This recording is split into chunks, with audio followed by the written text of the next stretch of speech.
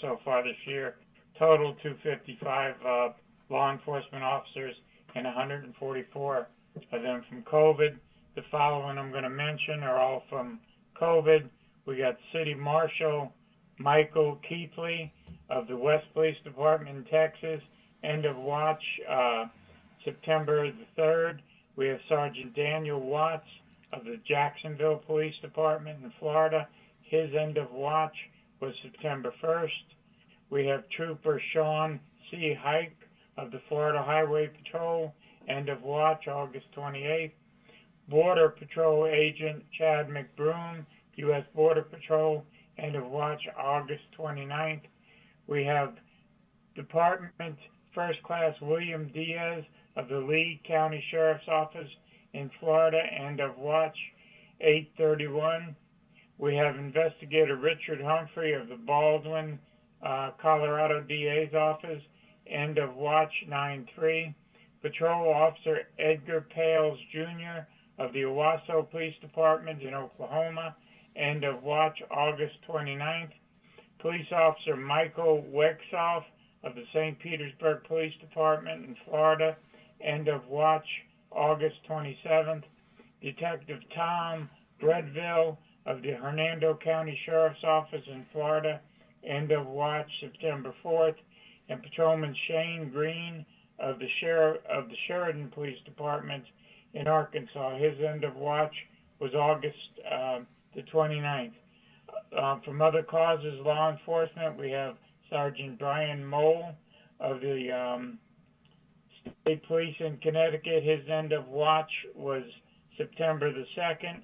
And Police Officer Trey Copeland of the Cotton Valley Police Department in Louisiana. His end of watch was August 31st.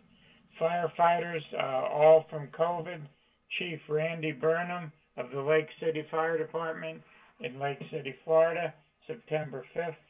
Firefighter Paramedic John Grady of the Forest Park, Georgia Fire Department, September 2nd was his end of watch.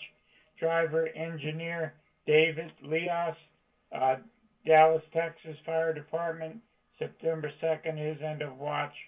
Engineer Corey Collins of the Pine Bluff, Arkansas Fire Department, his end of watch, August the 21st.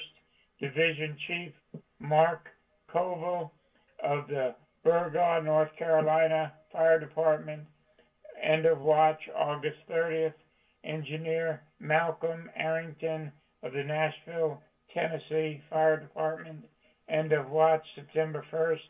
And firefighter James Heater of the Vendor, Texas Fire Department, September 3rd. Tom, if we can do Amazing Grace and taps, please. Amazing grace, how sweet the sound that saved a wretch like me. I once was lost, but now I'm found. Was blind, but now I see.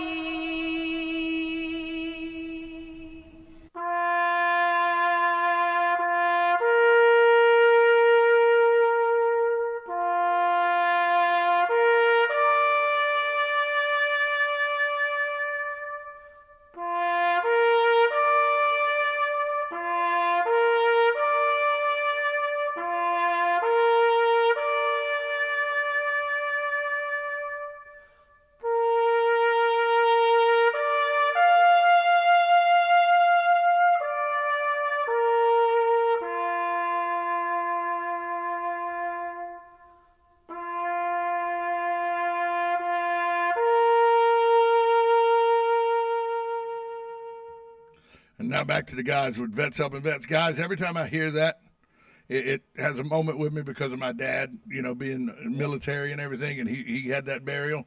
But as Saturday looms in the front of us here, September 11th, 20 years, boy, all I was thinking about the whole time that was playing was the men and women that ran into that fiery inferno as people were trying to get out of there. True, and it is time for us to remember what happened 20 years ago, and I hope we never forget. But you know what, Tom? Those names we just read and names we read every week, those men and women do that along with the military people every single day. Every day. They run in when we run away. They run towards danger while 99.9% of us run away. So we ought to be thankful for them. Speaking of people we're thankful for, besides that, I'm always thankful for the two guests here today. Colonel Greg Ham is here, and also Brent Mulliver, city councilman who is outstanding supporter of veterans and does a lot for veterans in the community, amongst other people. So I asked him today to bring in some information that would be helpful for veterans to know about and what the city is doing and what they plan to do. So they're going to talk. I got to go up the hall and talk to a few staff about a couple of things. I'll be right back. I know you're going to miss me, Tom, but I'm already missing you. Why are you still here? I'm missing you already. Listen, they're going to try to make up for that. I don't think the faster you go away, the quicker you come back. Okay, we're going to start with Councilman. Yeah, the councilman will start it off. Thank you, Hank, for having me here this morning. Tom, I'm not driving in traffic now. That was a scary situation. Atlanta's no fun in traffic. I'll give you that. Thank you. I have a few things here about the veterans I'd like to let them know about. We make veterans more aware of their opportunities in the city, and we offer them employment, housing assistance through affordable housing and grants, and we're low property taxes for them. That is one thing that the city does. We have a hiring preference for veterans that I will fight to maintain. They can get with Jim Hayes in the Community Grant Department to see if they are qualified for assistance for anything they need. We haven't raised property taxes. With our millage has been a base for 6 years, and we have voted to keep it the same this coming year. Public safety and our infrastructures and economic growth will always be a priority of myself. So if you want to ask me some questions about this, it would be a big help for the veterans to come see Jim Hayes and get what they need at the city and jobs. We appreciate that. Do we how long we got before break, Tom? We can take a break now and come back. Okay. We'll do that. We'll take a break. We'll be right back after a short time out. It's Veterans News brought to you by Hires Baxley and Bob Wines. We'll be right back after a short time out.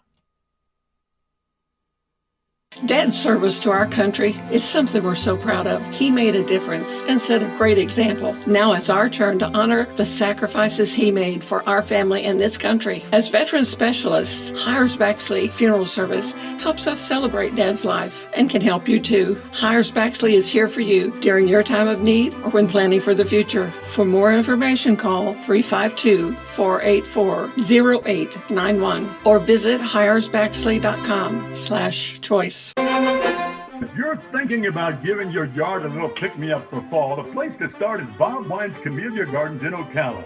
In this one fabulous garden spot, you'll find thousands of colorful and fast-growing plants at truly amazing prices. Examples, all azaleas in their huge display, large and small, in a variety of colors are 50% off. Yes, azaleas blooming and ready to bloom for fall. Half price at Bob Wines. And don't forget this BOGO. Mix or match your choice of flowering shrubs. All buy one, get one free while they last. And if you're ready, Bob's famous fall veggies are ready for you. The jumbo 4-pack, too many to mention. Not $8.99, just $4.99 at Bob Wines. And look for those gorgeous single and double blooming hibiscus, marked down to just $29.99. Your fall starts at Bob Wine, so hurry on over to Southeast 38th Street in Ocala. Daily till 4, Saturdays till 3, and the same blooming place since 1952.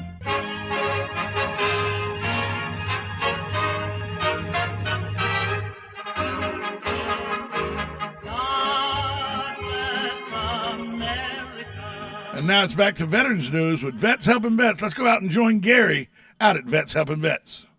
Okay, I'm going to turn you over to Colonel Ham. He's got some stuff he wants to talk to about. School started, so that's their big thing, stuff to bus. So, Colonel, you can take it away. Hey, Tom, I'm going to talk about a lot more than stuff to bus. I just want to give you a quick update. In July, August, we delivered 1,045 backpacks full of school supplies to 42 schools. Right now, we're in our fundraising mode. I want people to mark the date on their calendar. September 21st is the Give for Marion, which is the countywide giving day. And Stuff the Bus is one of many charities that will be available starting at, I believe, 10 o'clock on the 21st, running through 10 on the 22nd. So save that date, September 21st. I believe that's the autumnal equinox.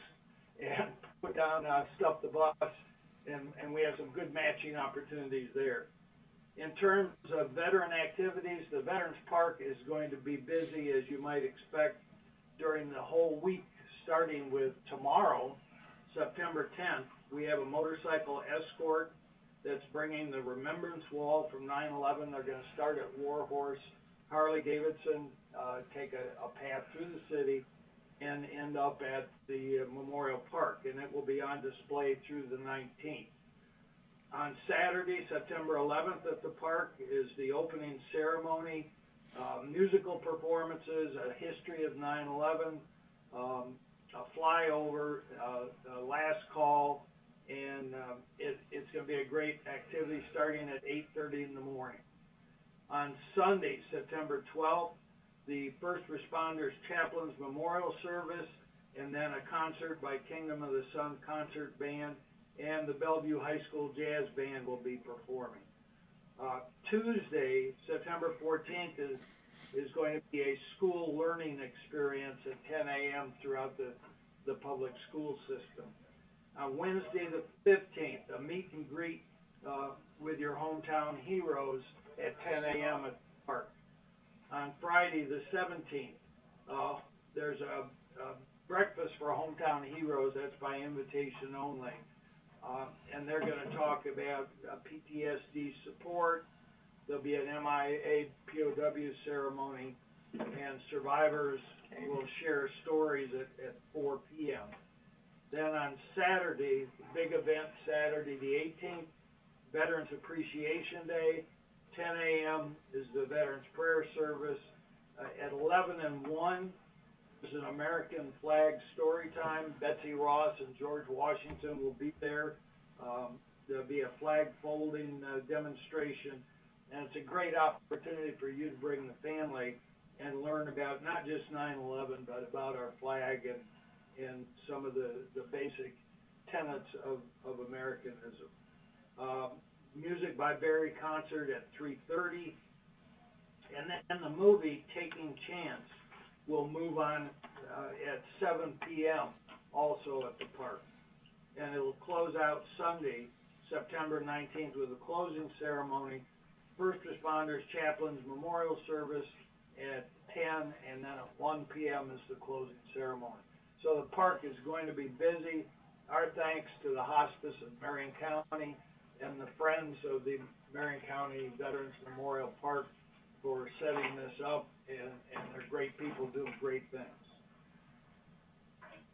You know, our Veterans Park's got a lot going on, as you just said. And, you know, I've had a lot of people from out of town coming. I always show them the Veterans Park. And a lot of people say, you know, whatever their town is, they've never seen a Veterans Park, the caliber of our Veterans Park. So, you know, if you're a veteran in Marion County, you know, come join us at these events. It's a beautiful place, and it's a great place to take your family. Oh, it is. It's a gem, and it's getting better. they're making improvements, adding to it. I think people will be amazed when the dust settles on this renovation at, not just a place to walk around and look at static displays, but we've got the education center, where they can learn about hometown heroes who served in uniform, and look at displays that date to the world wars of Korea and Vietnam. So it's a great opportunity, and we encourage people to get out, especially with young kids, and learn that lesson early in life. Well, you know, it's interesting. I'm here all the time, so even on weekends I come by that park. There's always people at that park, and it's nice to see people walking around with small children, and they're being taught at an early age about, you know, what freedom is and what freedom takes to stay free by those names and plaques and monuments that are there. It's a real history lesson. So you're right. It's a great asset. I want to again thank people. Need to be thanked all the time. Not just people like Bob Childs and all those folks who worked on it early, and all the volunteers and people who are keeping it going, and the county commission and the city council that make sure that you know, some of the funding was in place and the support was in place. All that it came together for that Veterans Park. And as I tell people every week, Marion County and Ocala are second to none in terms of service and appreciation of veterans. I don't know of any place better. And I've been to a lot of places, and it doesn't come close to Marion County. So, Councilman, you told everybody what good things the city is doing for veterans and what you have plans? Yes. Okay. I've read my speech, and I'm gonna see it through. And I've always made promises, and I've always kept my promise. Yeah, you have kept your promises to, as far as I know. I don't know of anything you haven't, particularly with veterans, but even other things I've come to you about, non-veteran issues, you kept your promise. So I listen, that goes a long way. I may not always agree with you. Keeping your promise is a big thing. That's a military. Right. Yeah. All a man's got's his word, Hank. That's all a man's got. You know what? Well, some men don't have that. We know who we're talking about. Well, and he's not here, thank goodness. Yeah, well, he's not. I don't know where the hell he is, and neither does he. That's a daily basis. That's on a daily basis. Yeah, you know, and I'll tell you again, you know, people talk about, you know, leaving people behind, all that stuff in Afghanistan. The military calls that desertion. We deserted those people. 100%. We deserted them. And, you know, now we're paying the price, and those poor people are paying the price because of that idiot in the White House. Isn't it convenient how the Taliban were terrorists for years, but now that Joe Biden's negotiating with them, they're not terrorists? Because we don't negotiate with terrorists. So now the Taliban's a recognized government now. It's not a terrorist group. Well, you know, hey, I'm Taliban today, I'm ISIS tomorrow, and then whatever suits my purpose next week, that's what I am. As long as it's anti-West and anti-American, that's what I'll be. It's freaking ridiculous, and I'm using the word freaking because the FCC says I have to. Yeah, it's nice to be surrounded by people who feel like we do, and they probably feel strong. I can't imagine anybody feeling stronger. I can't even, you know, what the good thing is, it's got me away from the television set because I can't sit down and watch the evening news anymore with that fool talking. Right. By the way, I think he's talking tonight, so he is. Go out and play ball tonight or something. Go for a walk and some exercise. Hey, the veterans park. You could take a nice walk around the veterans park at 6:30. With my colonel friend here, my favorite councilman, and we need to walk around the park talking about something positive. You know, it's mind shattering and altering for me. I can't handle it much more. So you just wait for the next shoe to drop. You know. Anyway. You know, Hank, the worst thing I saw, the saddest thing, was to see the mother on her knees touching the casket, and he's looking at his watch. Well, apparently he did. They had one of the fathers on last night. Apparently he did that during the whole ceremony. Because he's a moron. It wasn't the whole time. It was every time a casket came off, this dad said, this idiot is checking his watch. Well, that's probably because his staff was feeding him the name of the soldiers because he can't remember it, so it's on his little smartwatch there, trying to help him out. He was checking on Betty by time. His pastor's Betty by time. You know. Anyhow. So be it. Hey, listen, how much time we got left, Tommy?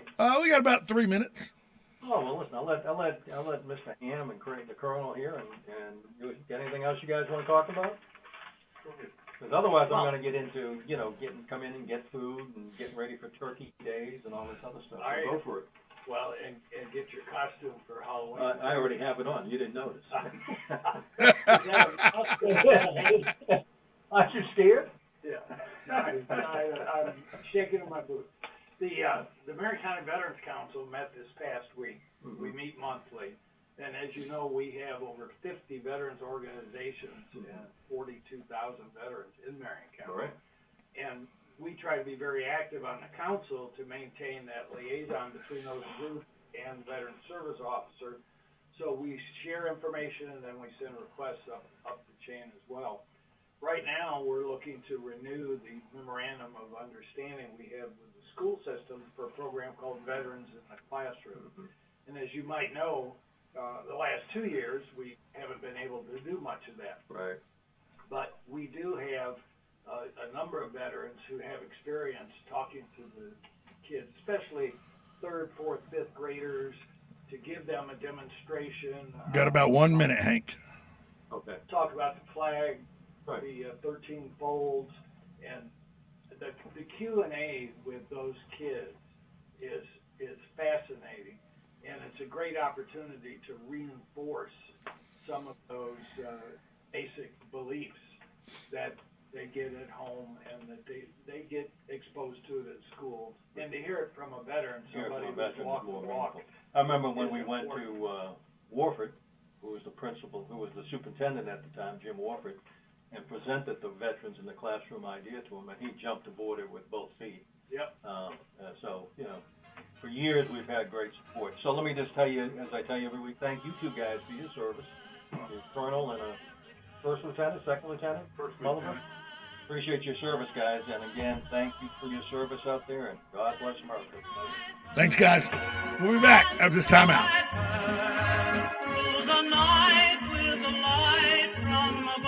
Broadcasting from the Ocala International Airport, this is WOCA AM, W242CA FM, Ocala, 1370 AM, 96.3 FM, The Source.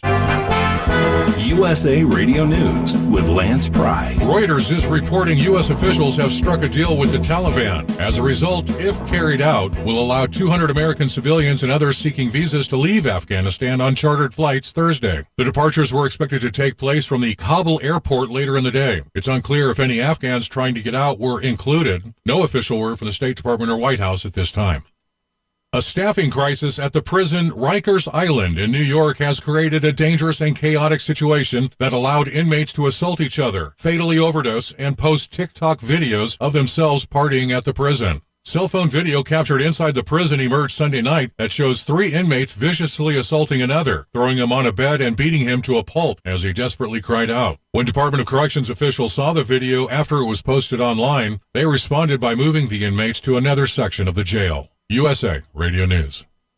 New surveys show that Americans don't think vaccines are enough to protect themselves and others from COVID-19. 80% want thermometers used in public places to screen for COVID-19. 36% know that non-contact devices are inaccurate, and 60% would not recommend that friends or family members enter places that screen with them. To be safe, use Exergen at home, at work, and in public. It's the only thermometer proven accurate by more than 100 published clinical studies. Learn more at